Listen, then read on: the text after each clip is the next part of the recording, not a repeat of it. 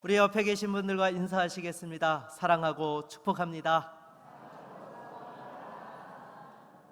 네, 날마다 하나님의 사랑과 축복이 넘치시는 우리 모든 성도님들이 되실 수 있기를 바라겠습니다.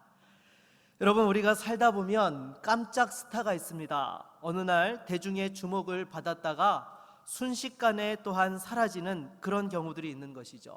일반적으로 성공 이후에 자만해서 여러 가지 실수함으로 인하여서 자신의 자리를 지키지 못하고 그렇게 잊혀지게 되는 것입니다. 오늘 본문에도 보게 되면 그런 사람이 소개되고 있는데요, 오늘 본문을 통하여 우리에게 주시는 교훈을 같이 살펴보기를 원합니다. 먼저 오늘 본문을 보게 되면 헤롯 왕이 등장을 합니다. 이 헤롯 왕은요, 정확하게는 헤롯 아그리파 1세입니다. 여러분, 이 헤롯 아그리파 1세의 할아버지가 누구인가 하면 예수님께서 태어나시던 당시에 이 2살 이하의 어린아이들을 다 죽이게 하였던 그 왕의 이 손자가 바로 지금 헤롯 아그리파 1세였던 것입니다. 그런데 이 헤롯 대제가 죽고 난 이후에 이스라엘은 크게 셋으로 나뉘게 되었던 것이죠. 유대 지역은요, 헤롯 아킬라오가 다스리게 되었고, 갈릴리 지역은 헤롯 안디바가, 그리고 이두레와 드라곤의 지역은 헤롯 빌립이 다스리게 된 것입니다. 여러분, 이 이두레와 드라곤의라는 지명은 좀 익숙지 않으시죠? 이거는요, 갈릴리 북동부 지역에 또 에돔 족속의 그 지역까지 포함하고 있는 그러한 지역을 이야기하고 있는 것입니다. 그러다 보니까 이렇게 셋으로 나뉘어서 통치하게 되어서 이 왕들을 가리켜 분봉왕이라고 하였던 것이죠. 그런데 헤롯의 손자인 이 헤롯 아그리파 1세가 이 세 개로 나뉘어졌던 권력을 하나로 다 통일을 시키게 된 것입니다. 여러분, 생각해 보십시오. 지금 로마 식민지 상태에 있는 그런 상황에서 이스라엘 나라의 다스리는 지역이 셋으로 나뉘어진 것을 하나로 합친다? 이게 쉬운 일입니까? 이게 결코 쉬운 일이 아닌 거예요. 자기가 힘이 있다고 해서만 되는 것이 아니고, 또 로마 황제와의 그 관계 속에서 그 모든 복합적인 정치적인 정세들을 잘 읽어내고 능력이 탁월해야지만 가능했던 것이죠. 그러니 이 아그리파 1세는요, 아주 탁월했던 인물이었던 것이죠. 그런데 오늘 본문 20절을 같이 한번 읽어보도록 하겠습니다. 20절입니다. 헤롯이 두로와 시돈 사람들을 대단히 노여워하니 그들의 지방이 왕국에서 나는 양식을 먹는 까닭에 한마음으로 그에게 나아와 왕의 침소 맡은 신하 블라스도를 설득하여 화목하기를 청한지라. 아멘. 여러분, 이 두로와 시돈은 지중해 동안에 위치해 있는 항구 도시였습니다. 그래서 구약에도 보게 되면요, 이 두로에서 누가 왔어요? 솔로몬 시대에 성전을 짓고 왕궁을 지을 때에 기술자를 파견해주고 또 그 목재들을 이렇게 보내주어서 또한 이 성전을 짓는 데에 협조했던 그러한 도시가 바로 두로였던 것입니다.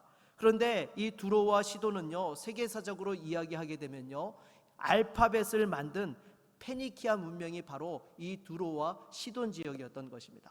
그러니 여러분, 생각해 보십시오. 무역을 통하여서 또 많은 부와 경제력을 소유하고 있었던 지역이고요, 또 동시에 알파벳을 만들어낼 정도로 이 탁월한 문명을 가지고 있었던 그런 지역이었던 것입니다. 그런데 이들과 아그리파 왕 사이에 다툼이 일어난 것입니다. 그 내용이 무엇인지 성경에 기록이 되어져 있지 않아서 자세히 알 수는 없지만은, 아무튼 이 갈등 상황 속에서 두로와 시돈이 먼저 화친을 요청을 합니다. 왜냐하면 화가 난 이 아그리파 왕이 식량 수출을 중단해 버렸던 것입니다. 여러분, 요즘 우크라이나와 또 이 러시아가 전쟁을 하면서 서방이 러시아에 제재를 가하니까 러시아가 지금 어떻게 했어요? 천연가스 밸브를 잠궈버렸습니다. 그리고 또한 여러 가지 원자재를 무기로 지금 사용을 하고 있는 것이죠.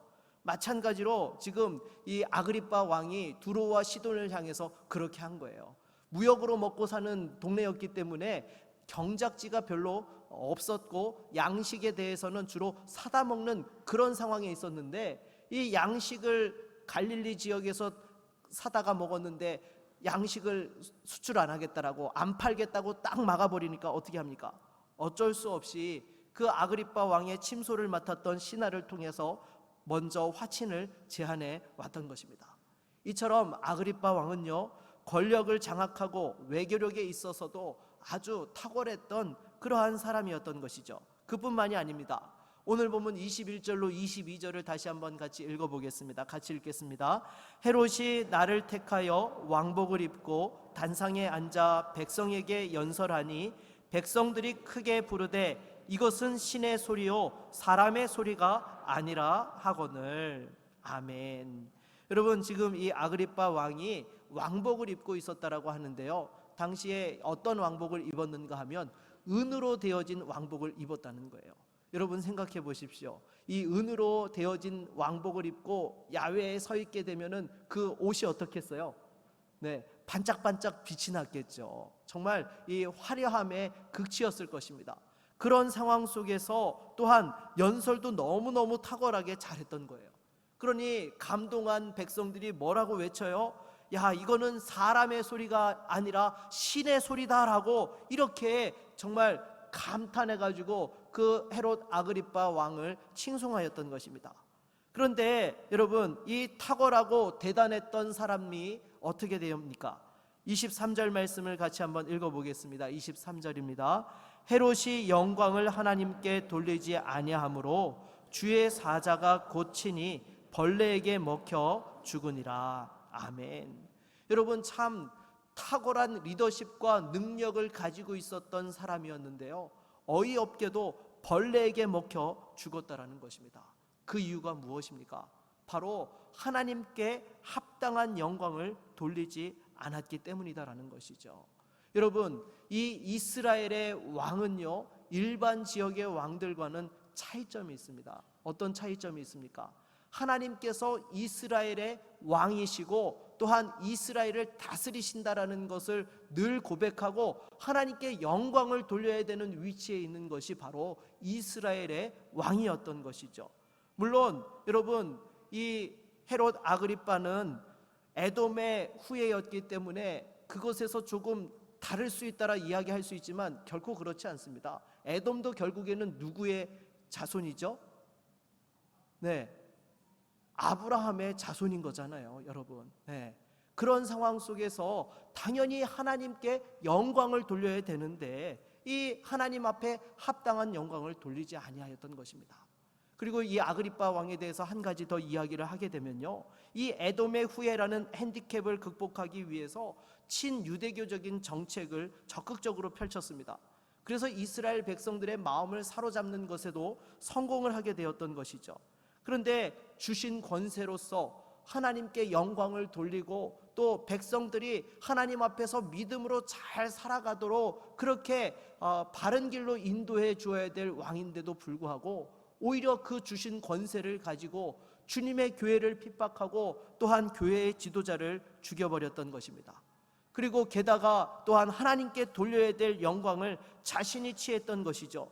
그 결과가 바로 하나님의 심판이었다라는 것입니다. 사랑하는 여러분, 우리도 마찬가지입니다. 이 세상에서 하나님께서 놀라운 성공을 허락해 주시고 우리에게 주신 축복들이 있습니까? 그것은 바로 하나님 영광을 위해 쓰라고 허락해 주신 것입니다.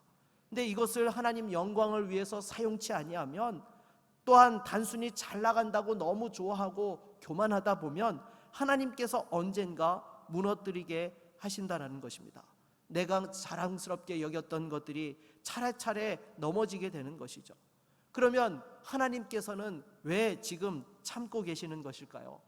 그것은 바로 여러분이 스스로 깨닫고 좋은 말로 할 때 빨리 회개하고 돌아오기를 기다리고 계시는 것입니다.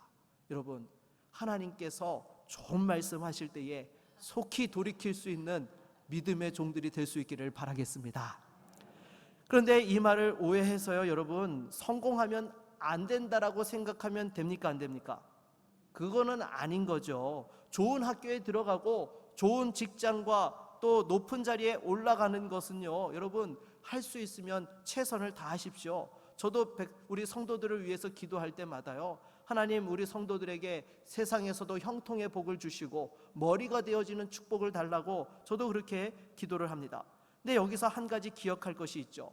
우리가 하나님께 영광을 돌린다라는 것은요, 결과만으로만 영광을 돌리는 것이 아니라 과정 역시도 하나님께 영광이 되어야 한다는 것이죠. 여러분 그렇지 않습니까? 하나님 앞에 귀한 헌금을 드린다고 하는데 알고 보니까 그 헌금이 뭐예요? 도둑질 해가지고 사기쳐가지고 그것을 헌금으로 드려요. 그러면 여러분 나중에 그 사실이 밝혀지면 하나님께서 영광 받으십니까? 그렇지 않다는 것입니다. 여러분 왜 요즘 사회에서도 ESG 경영이라는 것이 화두가 되고 있잖아요. 여러분 들어보셨죠? 네. 예전에는 좋은 기업이라고 하면 물건 많이 팔고 이익 많이 남기는 탄탄한 회사가 좋은 회사다라고 이렇게 이야기를 했습니다. 그런데 요즘은요, 기업을 평가할 때에 얼마나 그 기업이 친환경적이고 사회적 책임을 잘 감당하고 또 지배구조가 투명하게 경영이 이루어지는지 이러한 부분들까지 본다는 거예요. 심지어 물건을 만들어내는 그 공정 과정 속에서 사람들을 착취하고 핍박하는 것이 있으면 그것에 대하여서 사람들이 또한 그 물건을 사지 않는 거부 운동까지 하게 되는 것이죠. 그래서 요즘 진짜 좋은 기업은요, 물건만 잘 만들고 돈만 잘 버는 기업이 아니라 그 과정뿐만 아니라 이익까지도 선하게 사용하고 사회에 선한 영향력을 미칠 수 있는 기업이어야 한다는 것입니다. 세상 기업도 그럴진데 신앙은 말할 필요도 없는 것이죠.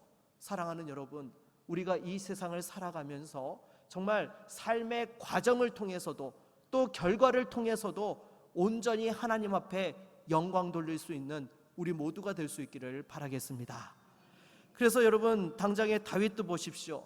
이스라엘의 왕이 되기까지 10년을 사울 왕에게 살해 위협을 당했습니다.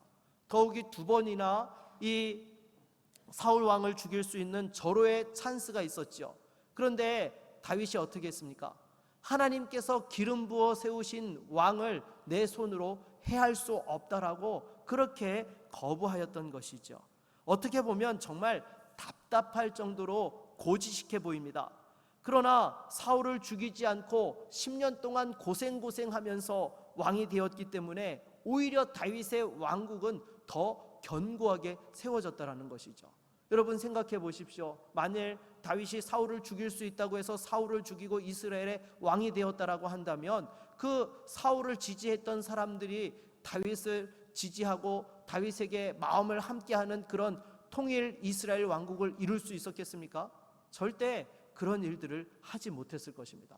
그런데 오히려 정말 인간의 생각으로는 너무나 부족하고 고지식해 보이지만 하나님께서 기뻐하시는 길로 갔더니 오히려 그것이 더 큰 축복의 길이요 지름길이 되었다라는 것이죠. 저도 담임 목회를 나갈 때에 제가 이제 준비를 하면서 저희 부모님께 기도 부탁을 드렸어요. 부모님, 제가 이제 신반포교회에서 6년 시무 연한제가 있어서 이제 마지막 해라서 담임 목회를 준비를 하려고 합니다. 기도해 주세요. 제가 그렇게 말씀을 드렸습니다. 그랬더니 저희 부모님께서 하시는 말씀이 사람에게 찾아다니면서 부탁하지 말고 오직 기도하고 기다리면 하나님께서 가장 좋은 교회로 인도해 주실 거라고 그렇게 말씀을 해 주시는 거예요. 그래서 제가 정말 기도를 하면서 고심하면서 정말 이렇게 교회에 서류를 내고 기다렸어요.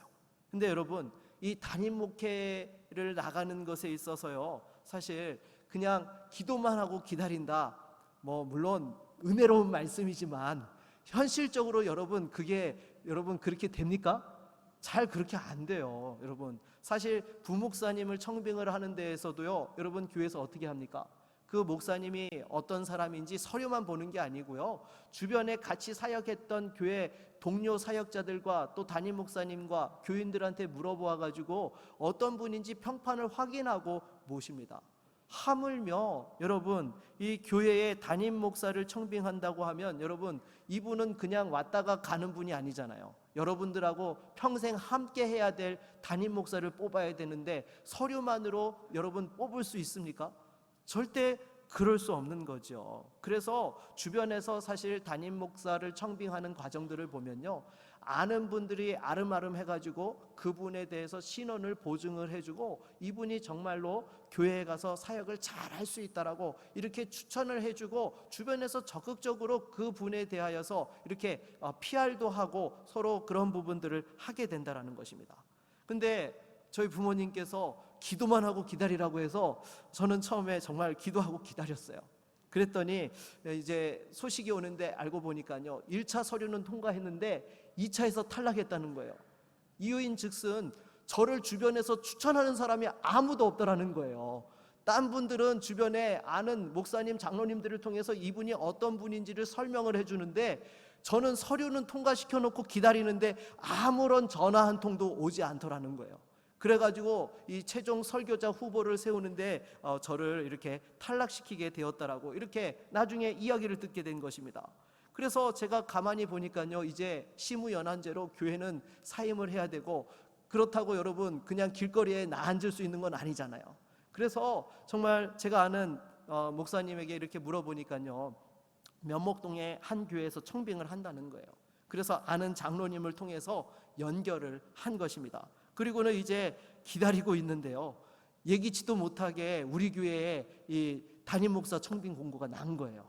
그리고는 옆에 있는 전도사님이 일주일 동안 저를 3번이나 쪼아대는 거예요. 거기다 서류 내라고. 저는 이 구미라는 곳은 한 번도 와본 적도 없는데, 정말 아는 사람 누구도 없는데 서류를 내라는 거예요. 안 냈다가는 하나님께도 혼나지만 그 전도사님한테도 들볶일 것 같아가지고 제가 이렇게 서류를 냈어요.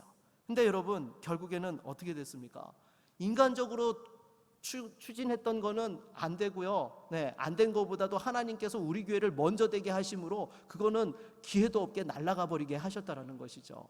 그래서 제가 곰곰이 생각해 보니까요, 사역지를 옮길 때마다 누구에게 부탁했던 사역지는 다 안 됐던 거 있죠. 그리고 기도하고 하나님 주신 감동대로 했던 사역지로만 하나님이 인도해 주셨다라는 것입니다. 여러분, 아무리 돌아가는 것 같고 그렇게 하면 절대로 성공하지 못할 것처럼 보여도요, 그것이 하나님이 원하시는 방법이면요, 여러분 순종하십시오. 그러면 하나님께서 되게 하시는 줄로 믿습니다. 여러분, 하나님의 방법이 미련해 보입니까? 아니요. 하나님은 미련한 자를 들어서 똑똑한 자를 부끄럽게 하시고요, 연약한 자를 들어서 강한 자를 부끄럽게 하십니다. 또 하나님께서는 한 방에 사람을 높이실 수도 있으시고 반대로 한 번에 또한 그 사람을 무너뜨리실 수도 있다라는 것이죠. 그 하나님이 지금도 살아서 역사하고 계시는 줄로 믿습니다. 여러분, 그렇다면 어떻게 해야 돼요? 하나님의 방법을 따라야 되는 것입니다. 하나님께서 원하시는 길로 가면요, 내가 생각지 못한 그 놀라운 은혜와 축복으로 함께해 주실 줄로 믿습니다. 두 번째로 우리에게 주시는 교훈은요, 개구리가 올챙이적 생각을 할 줄 알아야 한다는 것입니다. 여러분, 오늘 본문에 아그리빠가 왜 그렇게 된 것이죠? 왜 하나님께 영광을 돌리지 않게 된 것이죠? 여러분, 솔직히 이 아그리빠 왕도요, 처음부터 그렇게 대단한 왕이었습니까? 그렇지 않습니다. 처음에 분봉왕으로서 시작을 했던 거예요. 근데 하나님께서 그 상황들 속에 이스라엘 전체를 다스릴 수 있도록 은혜를 주셨기 때문에 그렇게 된 것이죠. 하나님께서 그와 같은 성공을 허락해 주셨기 때문에 그렇게 대단한 위치에 오르게 된 것입니다. 그러면 절대로 교만하면 안 되죠. 그런데 인간은요, 조금만 잘 되면 이 모든 영광을 자신에게 돌리는 그런 죄성이 있다라는 것입니다. 솔직히 여러분, 우리가 올챙이 때를 생각해 보십시오. 얼마나 하나님 앞에 간절히 기도했습니까? 정말 하나님 도움 없이는 저 살아갈 수 없어요. 저 가진 것도 없고 능력도 없고 주변에 아는 사람도 없어요. 하나님, 제발 저를 좀 도와주세요. 이 일에 성공할 수 있게 해주세요. 간절히 매달렸더니 하나님께서 어떻게 해주셨어요? 여러분들에게 축복해 주셔서 성공하게 하시고 지금의 것들을 누릴 수 있도록 허락해 주셨던 것입니다. 그런데 여러분, 이렇게 되면요, 어떻게 돼요? 하나님께 영광을 돌려야죠. 물론 우리 입술로는요, 하나님께서 하셨다라고 하나님의 영광을 이야기합니다. 그런데 속으로는 어떤 생각을 해요?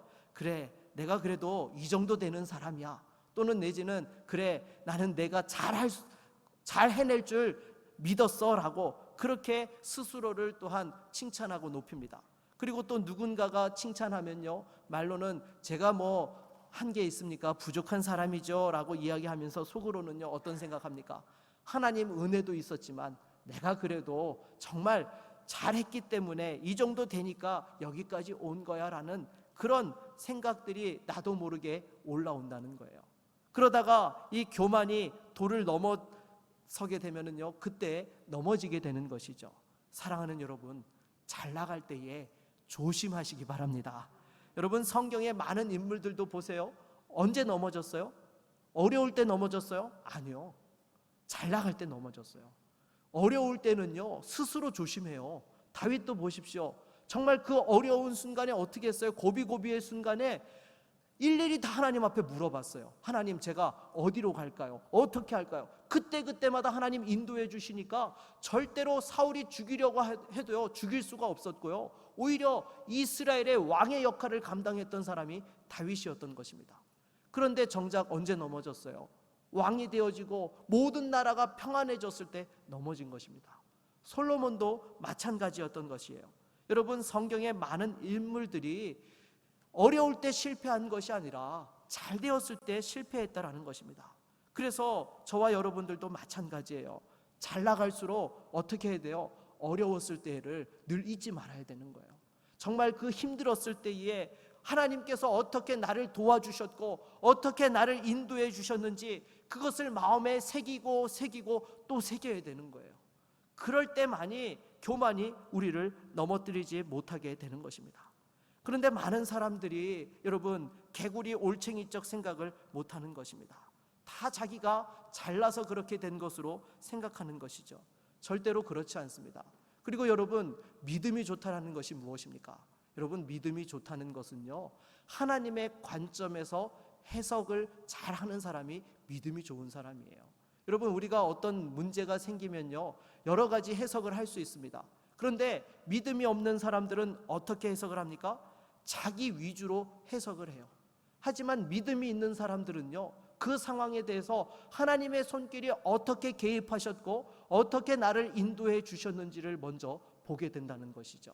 그래서 성공했을 때에도 내가 잘한 것을 보는 것이 아니라 하나님의 도우심을 보게 되고요, 어려운 시간을 지나고 있는 그 상황 속에서도요 하나님께서 나를 걸음걸음 인도해 주시고 붙잡고 계신 것을 바라보면서 낙심치 않고 믿음으로 달려가게 된다는 것입니다. 물론 여러분, 정말로 성공한 사람들을 보게 되면요 나름대로 최선도 다 했습니까? 안 했습니까? 했죠. 최선을 다 안 했는데 잘 되는 경우들은 없습니다. 하지만 그 중심에 결정적으로 내가 최선을 다 했기 때문에 잘 된 겁니까? 하나님께서 은혜 주셨기 때문에 잘 된 것입니까? 네, 하나님께서 은혜 주셨기 때문에 잘 되었다라는 것을 확실하게 붙들고 있는 사람, 이런 사람이 바로 믿음의 사람인 것입니다. 여러분, 솔직히 우리 학생들 보십시오. 공부하는 학생들 중에 공부 못하고 싶어하는 학생이 있습니까?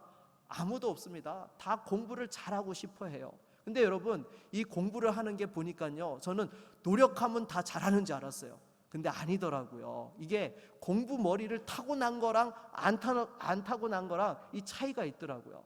여러분, 요즘 학생들 사이에 수포자라는 말이 있습니다. 수학을 포기한 사람을 가리켜서 수포자라고 하는데요, 이 수학 머리를 타고난 사람하고 아닌 사람하고요 달라요. 여러분, 이 수학 머리를 타고났다는 것은요 정말 탁월하더라고요. 저도 수학 머리 타고난 사람이 아닙니다. 근데 이 수학 머리를 타고난 아이를 보니까요 어떤가 하면요, 함수를 보면 그 함수가 머릿속에서 그냥 그려진다는 거예요. 그 궤적이 어떻게 이동을 할지 머릿속에서 그냥 자동으로 그려진다는 거예요. 여러분, 생각해 보십시오. 수식을 가지고 열심히 풀어가지고 낑낑대야지만 그 함수 그래프가 어떤 식으로 전개되는지를 이렇게 보는 학생하고요, 그냥 수식만 봐도 머릿속에서 그 함수가 어떻게 전개될지 머릿속에 그려지는 학생하고 여러분 같습니까? 다릅니까? 이건 비교가 안 되는 거예요. 네, 이거는요 여러분 차원이 다른 것입니다. 근데 그런 머리가 어디서 왔어요? 자기 능력이에요?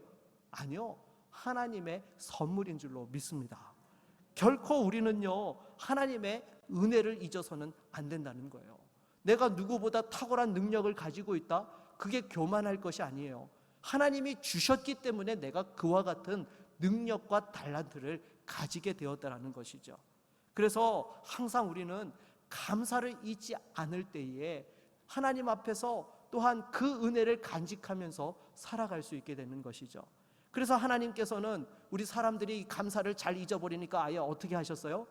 못 박아 두셨어요. 1년에 2차례 감사절기를 지키도록. 이제 2주 후면은 무슨 절기가 다가오죠? 네, 맥주 감사절이 이제 다가오게 되는 것입니다. 여러분, 항상 잊지 마십시오. 여러분이 이 자리까지 오게 된 것에는요, 하나님의 은혜가 있었다라는 것입니다. 다시 한번 그 하나님의 은혜를 붙잡을 줄 아는 저와 여러분 모두가 될 수 있기를 바라겠습니다. 그리고 세 번째로 우리에게 주시는 교훈은요, 기도의 자리를 지켜야 한다는 것입니다. 여러분, 하나님께서 주신 성공과 축복을 경험하고 겸손하게 그 은혜를 지켜 나아가기 위해서는요, 항상 기도의 자리가 있어야 되는 것입니다. 그럴 때에 하나님의 능력이 임하게 되고 또한 겸손하게 쓰임 받을 수 있게 되는 것이죠. 더욱이 한국 교회와 성도들이 이와 같이 축복받고 쓰임 받게 된 이유가 무엇입니까? 우리가 잘나고 똑똑해서입니까? 아닙니다. 첫 번째는 하나님의 은혜고요, 두 번째는 우리 믿음의 선조들이 흘린 눈물의 기도가 있었기 때문이라는 것이죠. 여러분, 정말로 우리 믿음의 선배님들을 보십시오. 얼마나 기도들 많이 하셨습니까? 예전에는요, 금요 기도회가 아니었죠. 무슨 기도회였어요? 철야 기도회였습니다. 이건 말뿐이 철야 기도가 아니라 진짜 밤 10시부터 시작하면 다음날 새벽 동틀 때까지 여러분 그렇게 기도했던 것입니다. 그리고 틈만 나면 어떻게 했습니까? 산에 가서 밤을 지새우면서 기도했던 것이죠. 저도 중고등학교 시절에 1년에 몇 차례씩 전도사님과 선생님들을 따라서 산에 이렇게 산기도를 하러 간 적이 있습니다. 그러면 이 깜깜한 밤에 산 위에 올라가서 나무나 바위가 있는 데다가 한 명씩 뚝뚝 떨어뜨려 주고는 기도하라고 하고 그냥 가세요. 그럼 여러분 아마 산기도 가보신 분들 아실 거예요. 그 캄캄한 밤에 여러분 기도하러 가면요, 기도가 잘 되시나요? 네, 물론 이 기도를 많이 하신 분들은 기도를 잘 하세요. 근데 처음 산기도를 가면 어때요? 그냥 머리가 쭈뼛쭈뼛 섭니다. 눈을 감으면 갑자기 뭐가 나를 덮칠 것 같고 두려워가지고 제대로 기도를 하지 못하는 거예요. 그러면 여러분 어떻게 해요? 저절로 기도가 나오죠. 주여 주여 하는 거예요. 근데 이 주여가 실은요, 주님을 찾는 주여가 아니에요. 이 주여 하면서 뭐라고 해요? 선생님 저 여기 있어요. 이따가 잊지 마세요. 주여 선생님 저 꼭 데려가셔야 돼요. 이렇게 자기 위치 확인을 알려주기 위해서 이렇게 주여 주여 외치는 거예요. 그러면 내가 주여 주여 하면 또 저쪽에서 애들이 어떻게 해요? 또 주여 주여 하는 거예요. 그러면 서로 주고받는 거죠. 너 거기 있니? 나 여기 있어. 주여. 그러면서 서로 위치 확인하면서 서로를 이렇게 안심하면서 이렇게 기도를 하는 거예요. 근데 처음에는 그 무섭고 두려웠던 마음에 기도하지만요, 그렇게 기도하다 보면요, 나도 모르는 사이에 눈물이 나고 콧물이 나고 그 속에서 하나님을 만나는 은혜를 체험하고 그 속에서 정말 놀라운 또 축복들을 받게 되었던 것입니다. 그러한 기도가 있었기 때문에 여러분 우리 한국교회가 복을 받고 여기까지 오게 된 것이죠. 그런데 언제부터인가 이 기도가 식어버리게 된 거예요. 기도하자고 그러면은요, 이렇게 잘 모이지를 않습니다. 놀러 가자고 하면 잘 모이는데 기도하자고 하면 잘 모이지를 않는 거예요. 기도가 식어버리면서 한국 교회에 어려워진 그런 상황들이 일어나게 된 것입니다. 여러분, 지금 교회가 어려움을 당하고 힘들어지는 것은요, 외적으로 교회를 핍박하고 또한 사람들이 공격하기 때문이 아닌 것입니다. 우리 스스로 교만해져서 하나님 붙들지 않고 기도가 식어버리니까 지금 이렇게 되었다라는 것이죠. 여러분 너무 편하게 신앙생활 하려고 하지 마십시오. 그것이 여러분을 오히려 병들게 합니다. 여러분 사실 이전에 신앙생활을 할 때 얼마나 열심히 하셨어요? 교회에 일꾼이 없어서 정말 교회에 봉사를 한다고 하면은 그냥 한 사람이 대여섯 가지 맡는 게 기본이었잖아요. 주일학교부터 시작해서 찬양대부터 시작해서 뭐 주차든 또한 식당이든 가릴 것 없이 또 구역장이든 권찰이든 그 여러 가지를 동시에 감당을 하면서도 기쁨이 있었어요. 그런데 요즘은요, 그렇게 봉사를 하려고 하는 분들이 많지 않아요. 어떻게 하면 나도 세상에서 정말 일주일 동안 힘들었는데 좀 위로받고 편안하게 신앙생활을 하고 싶다라고 하는 거예요. 심지어 코로나 시대를 거치면서 이 예배마저도 지금 무너지고 있는 그런 모습들을 보게 됩니다. 우리 성도님들은 그래도 이렇게 또한 예배에 잘 참석을 하시는데요, 어떤 분들을 보게 되면요, 이 코로나를 거치면서 예배도 자기 위주로 편하게 하려고 하는 그런 사람들이 있다라는 것이죠. 물론 여러분, 이와 같이 온라인으로 예배에 참여한다라는 것은요, 병원에 입원해 있고 도저히 예배에 올 수 없는 피치 못한 어려운 상황에 계신 분들에게는요, 그래도 하나의 좋은 도구가 되고 신앙을 지키는 데 유익한 부분들이 되어집니다. 하지만 하나님 앞에 나와서 예배를 드릴 수 있는데도 불구하고 내 편리함이 우선해서 온라인 예배를 드린다라는 거예요.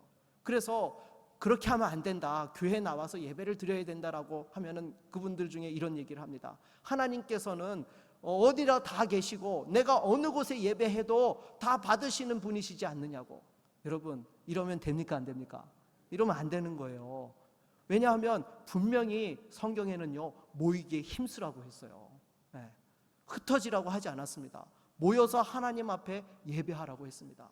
예배는 기본적으로요, 나를 거룩한 산제물로 드리는 거예요. 하나님 앞에 나를 희생하는 것이 바로 예배라는 것입니다.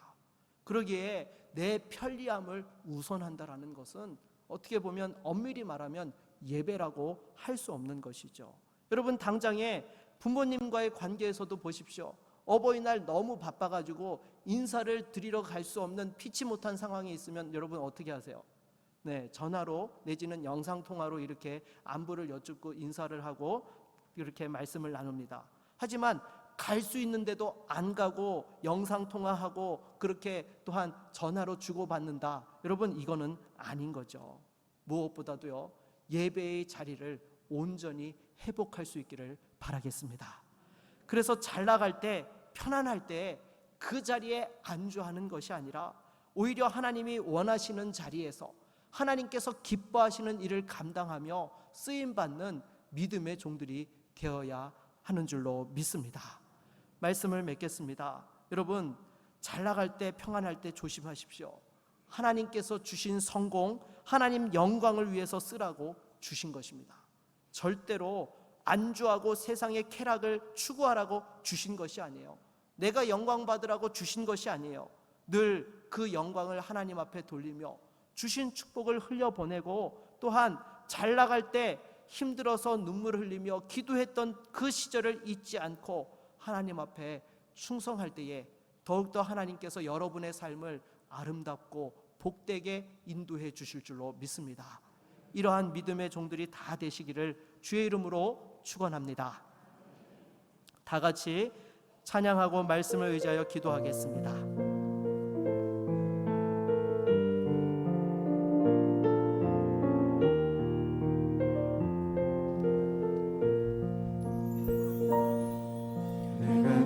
누려왔던 모든 것들이,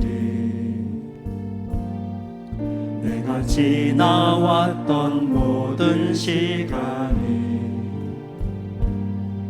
내가 걸어왔던 모든 순간이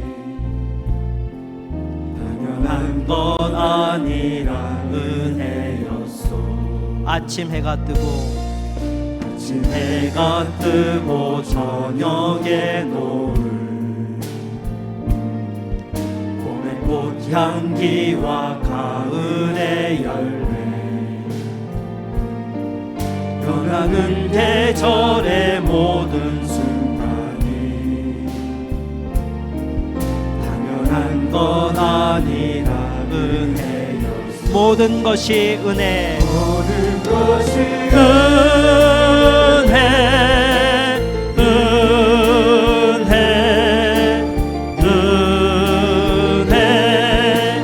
한없는 은혜. 내 삶에 당연한 건 하나도 없었던 것을, 모든 것이 은혜, 은혜, 모든 것이 은혜, 모든 것이 은혜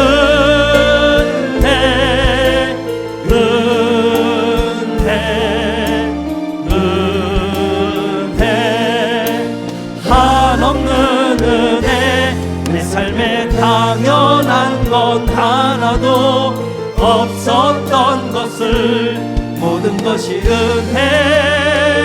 은혜였소. 여러분, 이 시간 말씀을 의지하여 함께 기도하기 원합니다.